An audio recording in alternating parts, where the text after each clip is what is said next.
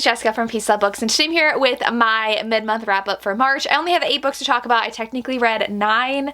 I am almost halfway through 3 other books I'm halfway through. So it was a little bit of a slower reading month, but I still have some good progress to share.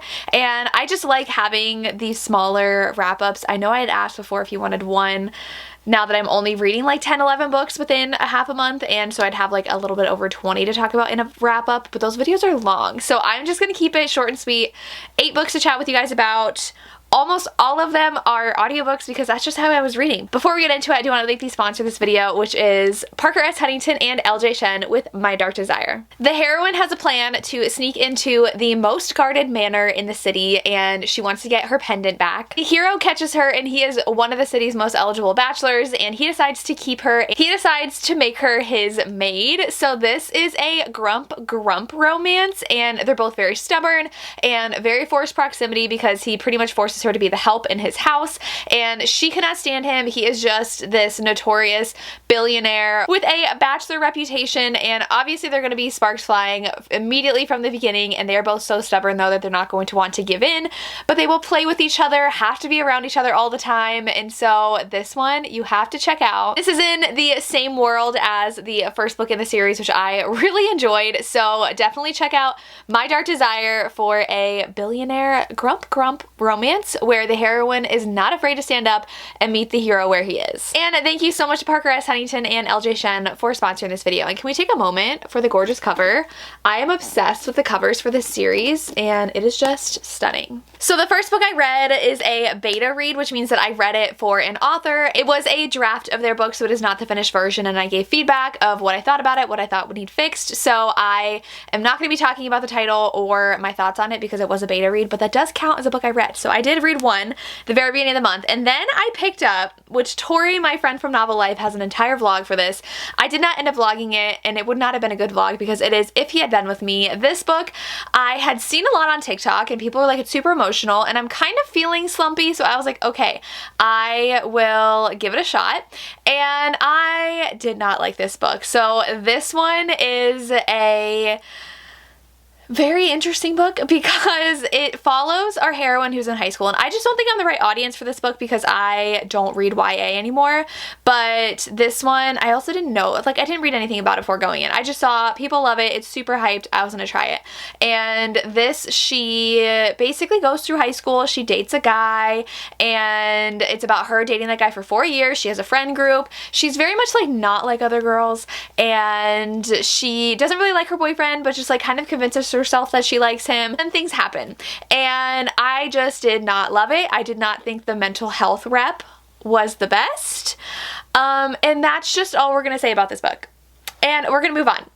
Okay. If you want to know my thoughts, I agree with Tori. You can check out her vlog. Then I picked up The Ick Factor by Morgan Elizabeth. I had an arc of this, and then she sent me a finished copy, and we have a really pretty photo in here, and this one I gave 4.5 stars. This one is a billionaire fake dating boss employee romance where the heroine is his secretary, and he's always had a really soft spot for her. He can put up with her when he can't put up with a lot of people, and she usually has this ick factor when she dates where she'll date a guy, and normally around like 6, 7, 8 dates, she just finds something that gives her the ick, and she just can't get over it and breaks up. And so she doesn't think she'll ever find a guy who does not give her the ick, but then she decides to fake date her boss because his boss is retiring, and to take over the company is between him and his like arch nemesis who used to be his best friend, who's been like ruining his life ever since. And so his boss is like, you know what, I don't think you really like are ready because like you live and breathe work, like you have no life, like I need you to take care of yourself. In order to kind of like save face, he's like, I'm actually engaged. He ends up being in a fake engagement with his secretary, and they just really like each other. They really like being around each other. They're very sweet with each other, and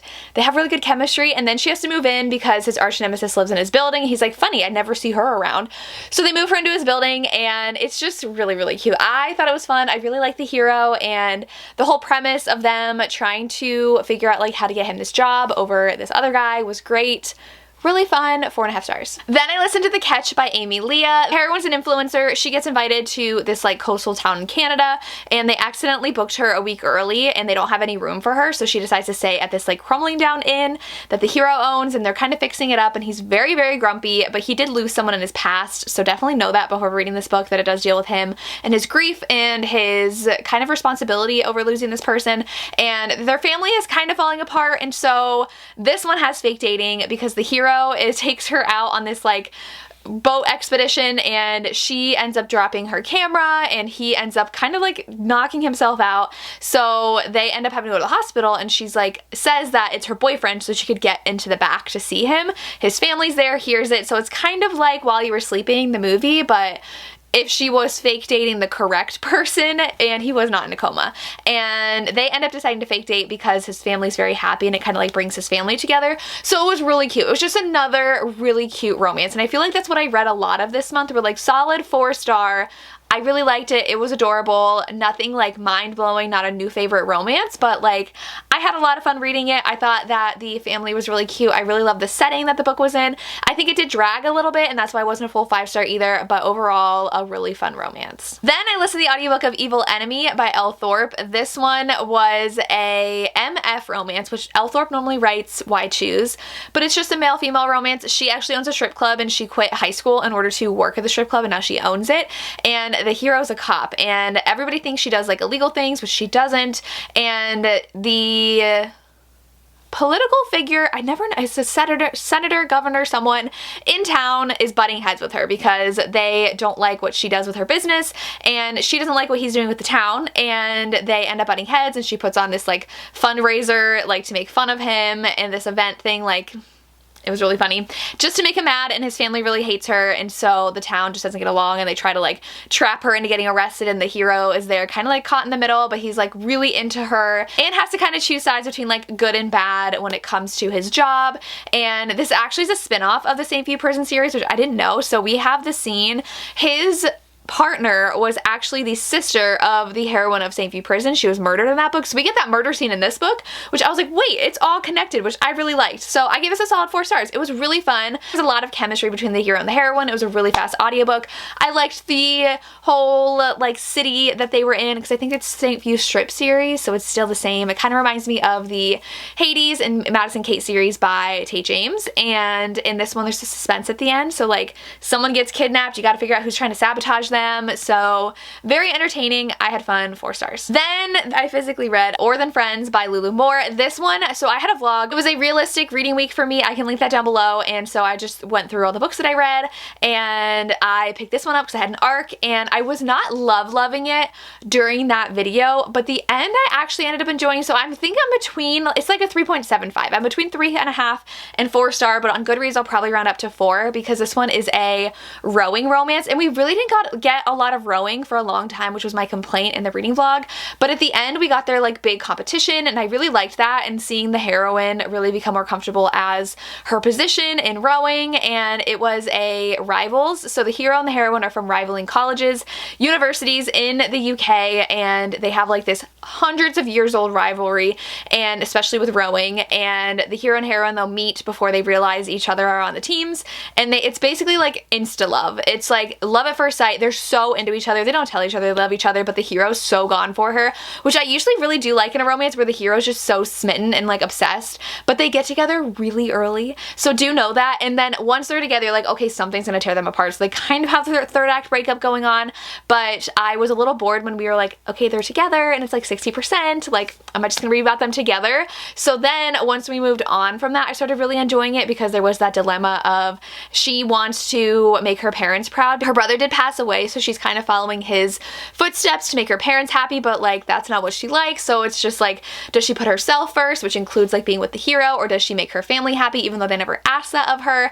And she really wants to keep her spot on the rowing team. Will she be kicked off if they hear that she's dating like the captain of the rival team? So lots of drama in that sense, and it's also a college romance, which I have not been like super loving. So overall, like 3.5 stars. It wasn't a bad story though. Like I did enjoy the romance a lot, and I really did like how the hero was like very persistent, because the heroine was like, I'm gonna get in trouble, like I can't do this romance, and he's like, but I really like you and I can't stop thinking about you, which was really sweet. Then I listened to the audiobook of Salt Kiss by Sierra Simone, which this is another 3.5 star read. So initially it was more like a 3-star read, because I feel like, so this is about Tristan and Mark, and Tristan's the bodyguard, and Mark owns a sex club, and so he normally has sexual relations with his bodyguards as well, and so Tristan is a virgin, and he is just like new to all this stuff, and he's really into Mark, and he really likes Mark. He finds himself having a growing attraction to him, and that's what like 75% of the book is, and it's all from Tristan's perspective. So I felt like I didn't know Mark. I was like, does Mark even like Tristan in that sense? I felt like Tristan had kind of like an insta love to Mark and became really into him, and I'm just like, okay, but he doesn't know anything about him, and I don't know anything about him, so it's really hard for me. But Sierra Simone has such a lyrical writing, and I really loved the different topics that she covers, and it was just beautiful reading, and it was just hard for me to connect with those characters. But then Tristan meets Isolde at the end, and like a good 15% of the end of the book is him falling for Isolde, and Isolde is actually engaged to Mark. And I know this is gonna be MMF, so like I did like the setup, but it definitely felt like a setup book. Even though like the novella that comes before this like should be the setup book, I just wanted a little more. I know friends who like loved this book, but I just didn't feel a connection between Tristan and Mark, and I wanted a little bit more emotional depth to that versus just like a physical connection, which I felt like we got. But very intrigued to see them all three in a relationship and possibly get more perspectives, because in the novella we got her perspective, this we get Tristan's. I really want Mark's perspective to see how he feels about them.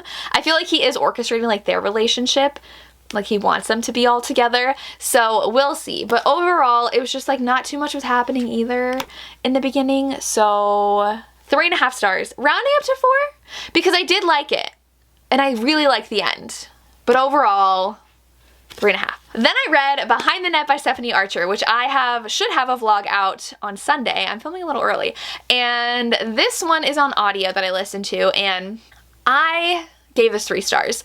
This is a hockey romance, and the heroine knew the hero in high school. She was a couple years younger, and she's been dating this musician, and she was still dating him, and she was a musician, and he became famous, I think, and she was just like never became more, and so now she's a dog sitter / assistant for the hero, and it's very insta-lusty, and there is so much sex in this book that when I was listening to the audiobook I was like, are they really doing it again?